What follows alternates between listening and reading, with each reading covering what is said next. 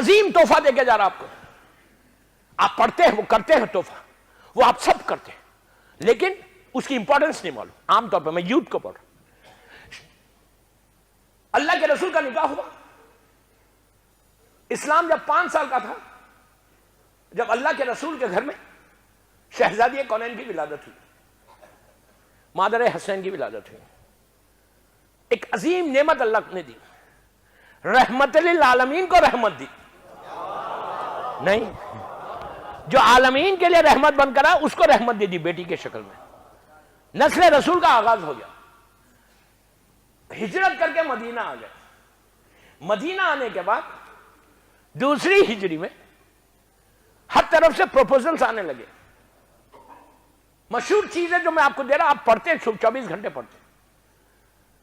ہر طرف سے بیوی کے پروپوزلز آنے لگے. اللہ کے رسول نے کہا کہ جس کے گھر پہ ستارہ آئے گا اس سے میں بیٹی کا نکاح کروں گا. میں کچھ نہیں، اللہ جس کو ڈیسائیڈ کرے گا وہی کرے گا. تو جب ستارے کی بات ہوئی، یہاں تو ٹھیک ہے، یہاں تو پورے اپنے لوگ ہیں ماشاءاللہ، سب کانٹیننٹ کے لوگ ہیں. امریکہ میں، یورپ، کینیڈا میں وہاں کا یوتھ جو ہے، وہاں کا یوتھ ہے، احتیاط سے بول رہا میں بھی نہیں، وہاں کا یوتھ ہے. میں سب کی ریسپیکٹ کرتا، سب کو سیلوٹ کرتا.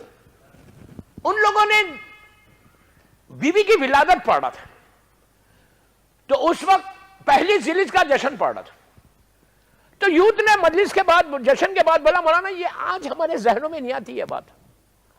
سائنس اتنی ترقی کر گئی. 1400 سال پہلے آپ نے جو لوگ بولتے تھے ٹھیک تھا وہ کہ آسمان سے ستارہ زمین پہ آ گیا.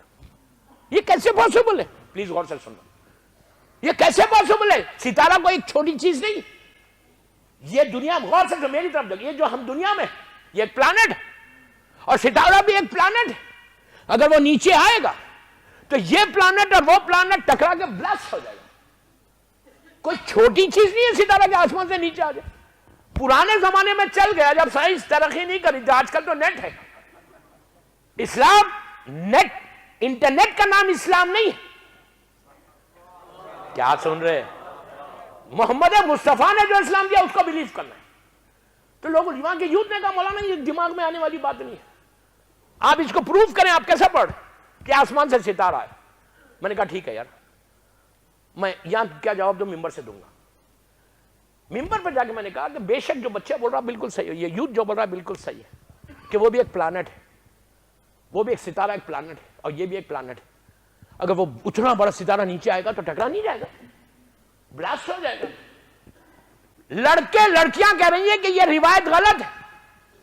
تو میں نے یہ کہا یوتھ سے کہ بے شک وہ پلانٹ ہے بہت بڑا، لیکن میں یہ کب کہہ رہا کہ جیسا تھا ویسا آیا.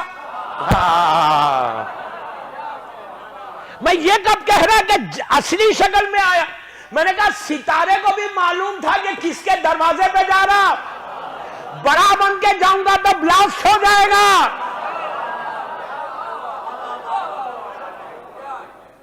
بڑا بن کے جاؤں گا تو بلاسٹ ہو جائے گا. جو ستارہ آیا تھا وہ بال کی شکل میں آیا تھا، ایک بال کی شکل میں آیا تھا.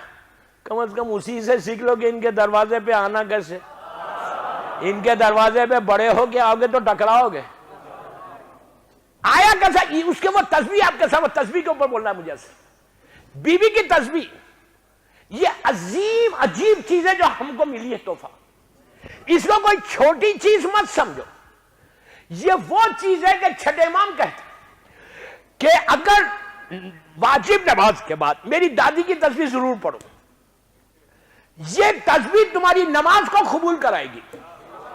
تسبیح واجب نہیں ہے، تسبیح نہیں بھی پڑھے تو تمہاری نماز قبول ہے، نماز کمپلیٹ ہے. قبول نہیں پڑھا، کمپلیٹ ہے.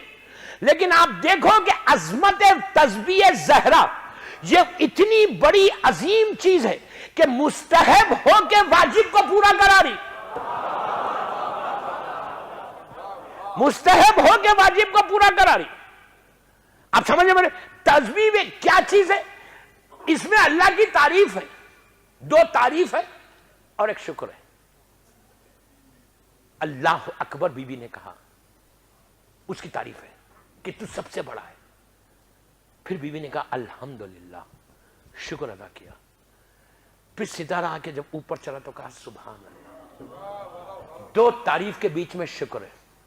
لیکن ایک چیز یاد رکھو, اتنا ہی پڑھنا جتنا بیوی نے بتایا. یہ نہیں کہ 34 کی 35 پڑھنا. اس لیے کہ چھٹے امام کے پاس ایک شخص نے آگے کہا مولا یہ تو تعریف ہے اللہ کی, میں 50 مرتبہ پڑھوں کیا فرق پڑتا؟ تو آپ نے کہا نہیں, اتنا ہی پڑھ جتنا پڑھا بتایا گیا. اس نے کہا مولا یہ تو اللہ کی تعریف ہے. پھر کہا پولائٹلی کہا نہیں, اتنا ہی پڑھ جتنا بتایا. تیسری مرتبہ جب کہا تو کہا سن, ہم کو پتا ہے کہ کون سا نام کتنی دفعہ پڑھنا چاہیے, ہم جو بتا رہے وہ سن. اس کے بعد یہ تسبیح کین چینج یور ڈیسٹینی, تقدیر بدلے. ہر پریشانی کے بعد تسبیح زہرا پڑھ کے ہاتھوں کو اٹھا کے بولو کہ پروردگار تسبیح فاطمہ کا واسطہ میری پریشانی کو دور کر. جب واجب نماز کو قبول کرا دی تو تمہاری دعائیں کیا ہیں؟ ہر پریشانی. پریگننٹ عورت اگر مسلسل پیٹ پہ ہاتھ رکھ کے یہ تسبیح بیوی پڑھے اور دعا کرے بیوی کے نام سے, بیوی کے ہر نام کی ایک برکت ہے. فاطمہ کی برکت الگ, زہرا کی برکت الگ, صدیقہ کی برکت الگ, طاہرہ کی برکت الگ. یہ اللہ کے رسول کے بتائے ہوئے ساری چیزیں. تو اس کے بعد پیٹ میں جو بچہ ہے وہ خوبصورت حسین بھی ہوتا اور نارمل ڈیلیوری ہوتی, ہیلتھی بیبی ہوتی. تسبیح بیوی کا یہ حل. قبرستانوں میں جب جاؤ, اپنے ماں باپ کی لحد پہ جب جاؤ, ماں باپ کی لحد میں جا کر اگر کوئی شخص خبر پہ کھڑے رہ کر یا کسی قبرستان میں, سیمیٹری میں, گریو یارڈ میں تم کھڑے رہو اور کھڑے رہ کے بیوی کی تسبیح پڑھو, تسبیح پڑھ کے ہاتھوں کو اٹھاؤ. اب یہاں پہ بیوی کا وہ نام لینا کہ جس سے قبرستان میں مردوں کو فائدہ ہو. آپ بیوی کا, میں نے جیسے کہا فاطمہ کی برکت الگ ہے, طاہرہ کی الگ ہے, صدیقہ کی الگ ہے, مرضیہ کی الگ ہے, ساری بیوی بطول کی الگ ہے. سارے ناموں کی ایک ایک برکت ہے. کبھی موقع ملا تو ایک ایک نام کے اوپر ایک ایک مجلس پڑھوں گا انشاءاللہ. قبرستان میں کھڑے رہ کے کیا کرنا, ماں کی, باپ کی, بھائی کی, بہن کی, مومنین کی لحد پہ جا کر بیوی فاتحہ پڑھو, یاسین پڑھو, ملک پڑھو, سب پڑھو. لیکن آخر میں 1 منٹ یا 2 منٹ کا یہ عمل ہے, بیوی کی تسبیح پڑھ کے ہاتھوں کو اٹھا کے بولو کہ پروردگار تجھے تسبیح زہرا کا واسطہ.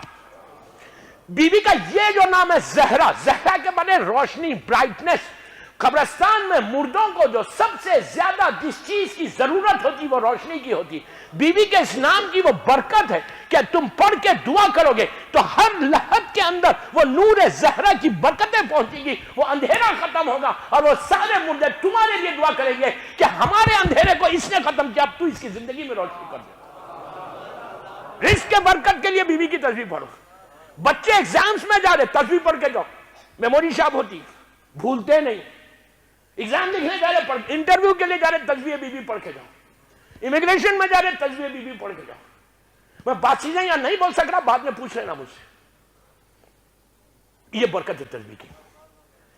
تسبیح بیوی زہرا